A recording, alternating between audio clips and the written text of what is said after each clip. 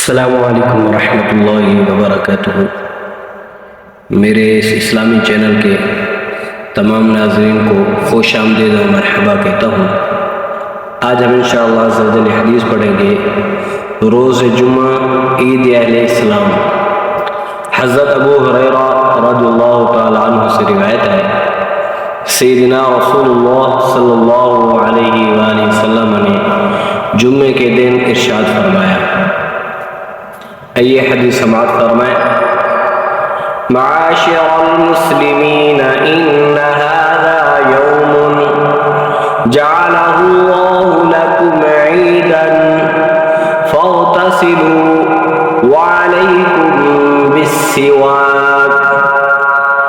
حضرت ابو ہریرہ رضی اللہ تعالی عنہ اس حدیث کے راوی ہیں، فرماتے ہیں حضور علیہ السلام نے ارشاد فرمایا، اے مسلمانوں، یقیناً اس دن کو اللہ تعالیٰ نے تمہارے لیے عید بنایا، لہذا جمعہ کے دن غسل کرو اور مسواک ضرور کیا کرو۔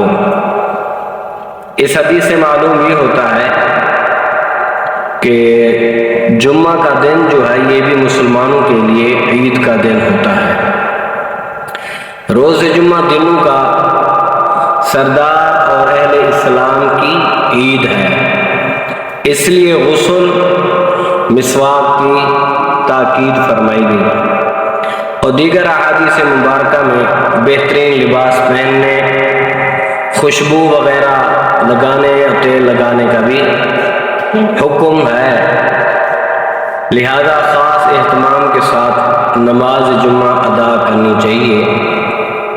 تو ہمیں جمعے کے لیے خاص تیاری کرنی چاہیے، خوشبو، تیل وغیرہ سارا کچھ، صاف ستھرے کپڑے، اچھے کپڑے پہننے چاہیے۔ اللہ تعالی ہم سب پر اپنا خصوصی فضل و کرم فرمائے اور ہم سب کو سارے جمعے پڑھنے کی توفیق عطا فرمائے۔